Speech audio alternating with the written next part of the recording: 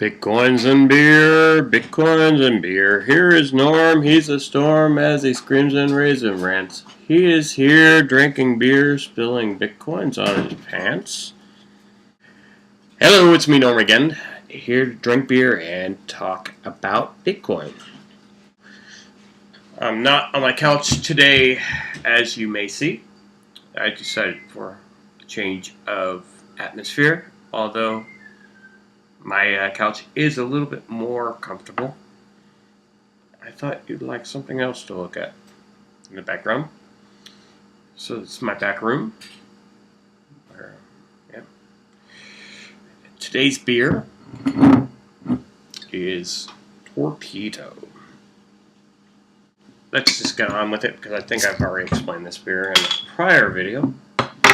It's conveniently available. That's why I drink it. It's good.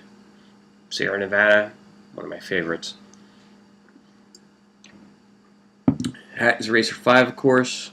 Given to me by my good friend Russ. Thank you, Russ, for texting me today. I always think about you. He moved away.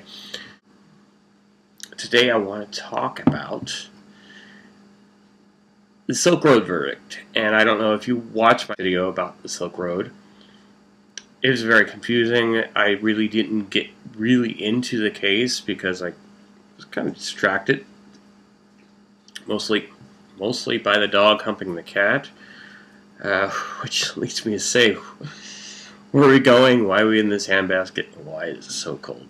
That being said, the Silk Road verdict. Today, Ross, he was convicted of being the Dread Pirate Roberts, even though it is well known there's probably more than one Dread Pirate Roberts, because that's the whole nature of the name. He was convicted of drug trafficking and is now doing life in prison. And he just turned 30, by the way. So he's very young. I know you're saying probably, well, that's a good thing. He was drug trafficking. You know, the war on drugs is a horrible thing. Yeah, but he didn't go all Walter White, start killing people in bad drug trades. He was not even armed. He was sitting behind a computer. I say alleged because we're still not sure how many Dread Pirate Roberts there are. There is alleged to be at least 3. So he created this free trade website where you could, buy pretty much anything. Anything from socks to drugs. And it wasn't all, drugs and drug paraphernalia and all this stuff. It was other things that you could buy there, like eBay with anything. On the darknet, the Tor network. Tor stands for Tor Onion Router, and basically it bounces your address around, so you basically can't trace you back. It makes you more anonymous, which they use Bitcoin because Bitcoin can be anonymous, but it's about as anonymous as email if they have your Bitcoin address. But just like if they have your email address, they know who you are. Where are you going? Self.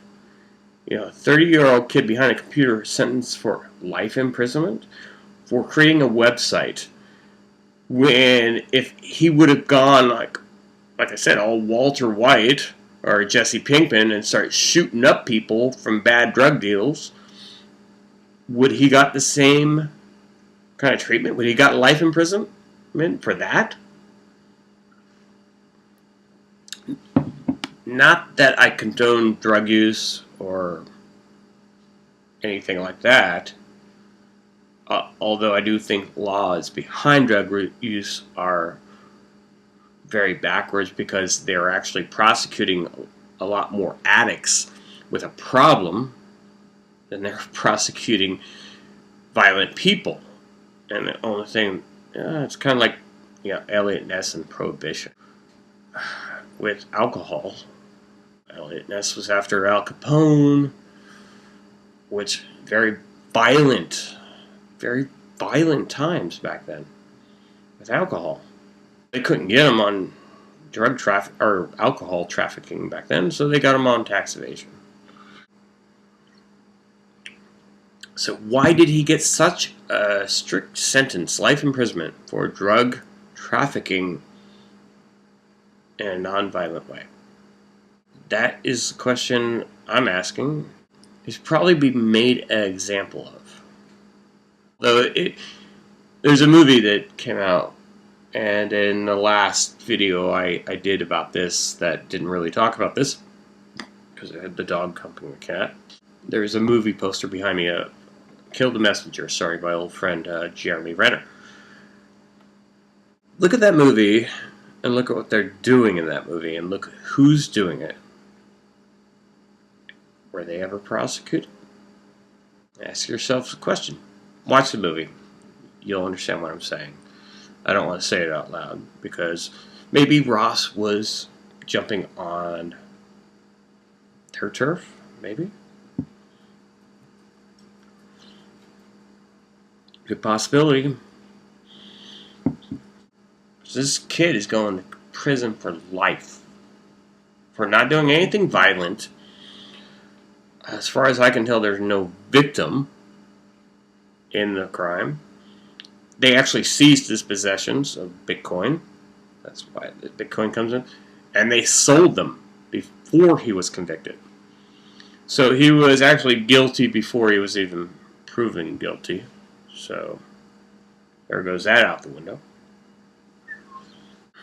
So maybe he was torpedoed?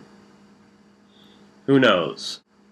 Should a website provider be tried for the content on his site? They also said he tried to propose a hit on somebody, which, like I said earlier, Bitcoin is about as anonymous as email. If somebody knows your Bitcoin address, which they knew his Bitcoin address because they seized his laptop while he was using it and got all his Bitcoins, there would be a trail because it's a public ledger. If you can hide that Bitcoin address from you, well, then it's anonymous. But if they know that Bitcoin address is attached to you, it's not anonymous. Like I said, email. So if he really did try to put a hit on somebody, first of all, why didn't they convict him of that? Second of all, this is going on with too long. Second of all, why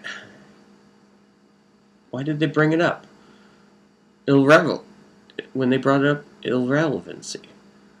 It's like just when they try to say, well, maybe it was Mark Impellis who, had a better agenda because he stole all those Bitcoins from people for doing something like this. But they said irrelevancy, and I don't know what to think about the trial. But look into it. Think about what it's going to be for content creators of the internet. Like, if somebody has a discussion on, let's say, this video about this and makes a drug dealer, does YouTube have responsibility for that? I don't know. Hopefully I don't. Something to think about. Cheers. Satoshi saved, Satoshi earned.